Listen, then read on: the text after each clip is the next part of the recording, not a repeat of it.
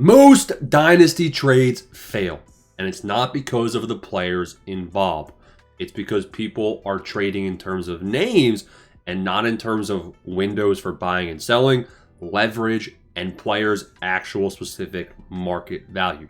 Dynasty is one. Teams are assembled to become juggernauts in terms of the value of every single person on your team. So your player is not a name, they're actually a number in terms of market value. Make sure you smash that subscribe button, smash the like button, join the Patreon. Today we break down why most Dynasty trades fail and how to be successful and win your trades and get your trades done. The first tip I have for you is a general tip in terms of how to get these trades done. On your team, if you're playing on Sleeper, set your player's nickname to the value that you would sell them for.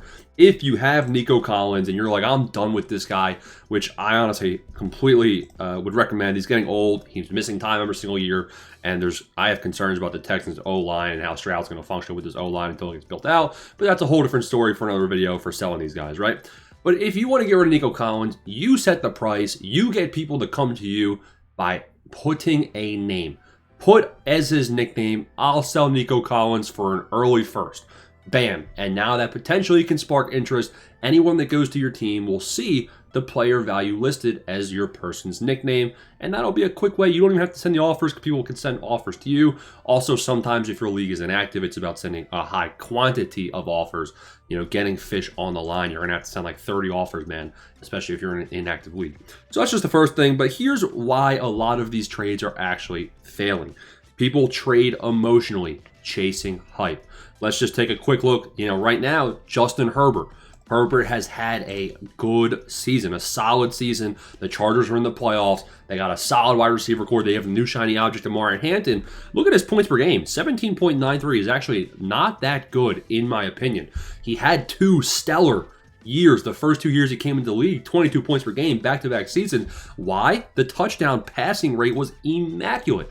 This year he had more rushing upside than we've seen before in terms of yards per game, 31 rushing yards per game. Not too shabby, but honestly, I think Herbert is overhyped to be ranked this high. He's ranked as a top 25 Dynasty asset. Sure, the age is good and all, but like, you're telling me you'd rather have Herbert over like Caleb Williams? Like, Caleb Williams is so much higher for me than Herbert. I know we see that in the rankings here, but it's pretty close on Keep Trade Cut. Like guys like Bo Nix, I'd rather have Bo Nix. I think Dak is solid. I mean, I know he's a little bit older, but I just believe Herbert is currently someone that's being overhyped in terms of the value. You know, people react to one bad week. We can see, you know, if we take a look at Brian Thomas Jr., it wasn't necessarily one bad week, but it was one bad week compounded one after the other. You know, people were saying all season long, BTJ is a bust, BTJ sucks. I'm saying the opposite. Buy the dip on Brian Thomas Jr. He had a bad season, but if it was one bad week, one bad season, what happened to 2024? One very insane rookie season. So we saw Brian Thomas Jr. have 17 points per game in 2024. Keep in mind, he started slow and he was averaging like 25 points per game in the final 4 games of that rookie season. And then 2025, he had some injuries mixed in. Like if we look at this, he missed time. He missed a span of 3 games right there. So I'm saying we attribute some of this to injury, some of this to bad luck, some of this to Jacoby Myers, who's now 29, going to be 30. So Brian Thomas Jr. is a perfect example of people overreacting to one bad week. In his case, one bad season, but he's a young player. I think he'll bounce back. People will panic instead of planning. Let's say you're holding on to Brian Thomas Jr. You're witnessing this guy's downfall in real time. Uh-oh, I'm scared. Please, Brian Thomas Jr., stop selling me. I want to get rid of him. Another great example of this, and we got to scroll. I actually do think this guy is potentially a sell at this current value, is Mika Ibuka, right? So, fantasy managers, the first half of the season, first 8 games, oh my gosh, I have a league winner. He's getting me 25 points per game. And then imagine this, you're pushing for the playoffs, you're a contender, and he's getting you 5 points in the finals, 5 points in the semifinals. You're probably not even making the finals because he's averaging 7 points per game or less over the back half of the year. You know, this is where if you have emotions involved, bye-bye, Ibuka, you're gone. And that actually is a good thing at his current price because his price, for some reason, he was very, very value insulated. But you can definitely see that people will panic sell a guy like this instead of planning. You know, the planning person would be like, all right, Why did his role decline? Godwin came back. Evans is potentially going to retire next year. There's still a role for him in this offense. He's got Baker Mayfield, who looks like a good slinger of the football. So you want to make sure you're planning and not panicking. People trade in names, not roles. People will be, oh, I'm trading player X for player Y. So all right, I'm trading Rashee Rice and I'm getting myself T. Higgins. Man, T. Higgins, he's a big name. T. Higgins just got that bag. That's not how it works, man. You want to make sure you're trading in terms of value. Rashee Rice is this age. Rashee Rice is this production. Rashee Rice is in this scheme, this offense, and this is his outlook. This is his situation. And T. Higgins is a wide receiver 2 on his team. This is his situation. He'll be playing from behind. Value points, not names. It's not player X for player Y. It's number X, number hashtag, pound symbol, insert whatever you want to call a number, right? For the other number. So it'd be like Rashee Rice has a value of 3,000, T. Higgins has a value of 2,700. That's how you want to start thinking about your trades. You don't want to be converting. You don't want to, instead of converting somebody that's volatile into somebody that's not volatile, what's the actual value of both of those players? People ignore windows. What I've seen a lot is I'll see rebuilding teams trading like contenders and vice versa. If you're a rebuilding team, you have no business out there trading for a guy like that's 27 years old. Even like CeeDee Lamb, like if you are a rebuilder and you trade for CeeDee Lamb, what good is it going to do for you? You're not one piece away, more likely than not. You're going to be giving up too much to get a guy like CeeDee Lamb. You got to hit on higher upside players if you're a rebuilder. And if you're a contender, it's the same thing. You got to think about the value and what it'll actually do to your overall team's situation. If you're a contender and you're sending off players to get draft picks, like you might even win the trade in terms of value, but what is it going to do to your team's overall record and your chance to get the money, which is the actual reason you're in this league in the first place?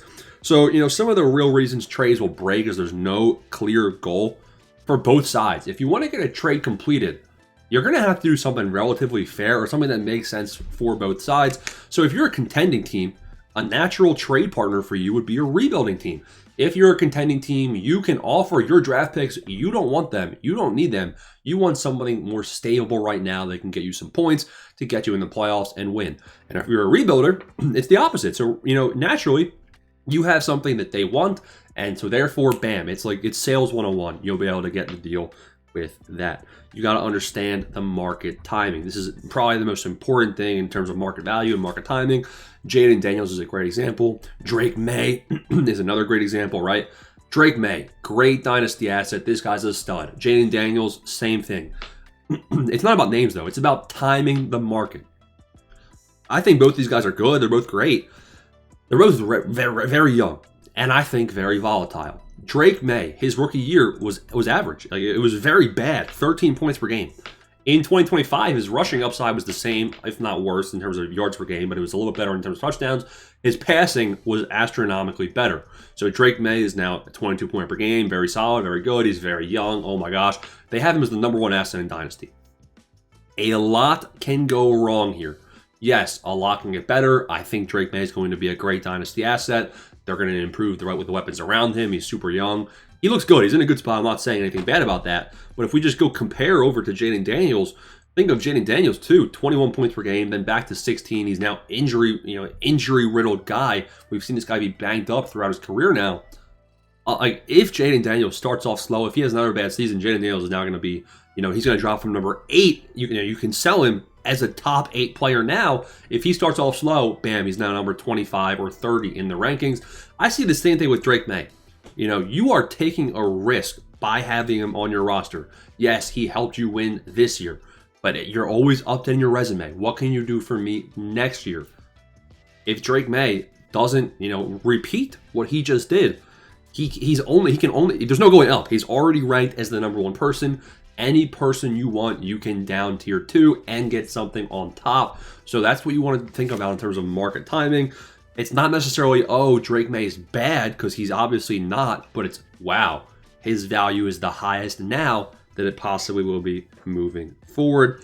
So you want to think about what window are you in? Are you a rebuilder? Are you a contender? Are you converting risk into certainty? Or are you converting certainty into risk? depending if you're a rebuilder or a contender, you should know what the answer to that question should be. Is this asset more valuable now or later? Let's think of a guy that just came out, Michael Wilson. Michael Wilson's a very good example. If you traded for Michael Wilson before the season, you're thinking to yourself, he's obviously doesn't have much value now, but all of a sudden, Michael Wilson turns into a stud, and Michael Wilson became something that, obviously grew in value, probably jumped up like 40, 50 spots in these rankings. So that's how you want to think about that. Some common trade mistakes. We got trading picks at their lowest leverage point. Picks just naturally oscillate in value throughout the offseason. As you get closer and closer to the draft, they're going to go up in value. And really, there's certain trade windows, like when you get closer to the season, you'll see picks start going down in value because they're lowest in value right after the draft. Like after you do your rookie draft, nobody wants to wait a full year. So naturally, as you get more activity in your league, like when the season actually comes, picks will go up in value a little bit. But people don't want to wait. People aren't stupid. So right at your draft is usually when the picks have a good amount of value. They kind of go down a little bit too, actually, because people will look at your second round pick and they'll be like, oh, these second round guys suck. So you kind of want to get your second round picks. I think now is one of the best times to be trading your second round picks, to be completely honest. You don't want to overpay for upside as a contender. If you are a contender, you want value now. Don't go trading for upside. Quentin Johnston, don't go trading a first for him because he's volatile. You don't need a question mark. You need production. You need points. That's a mistake I see some people making. You don't want to hoard youth while you are losing years, right? So, if you have somebody on your team that's 27 and you're a rebuilder, you're wasting their value. Don't be trading without a plan.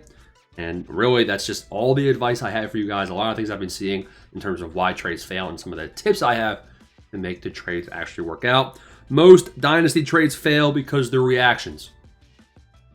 Great trades are decisions. Market value is key. Comment any of your trade questions below. We have a post active right now where you can comment your trade questions. We'll break it down in the video. Join the Patreon. See you boys in the next one. Hope this video helps you. Let me know what trades you guys pull off. See you in the next one.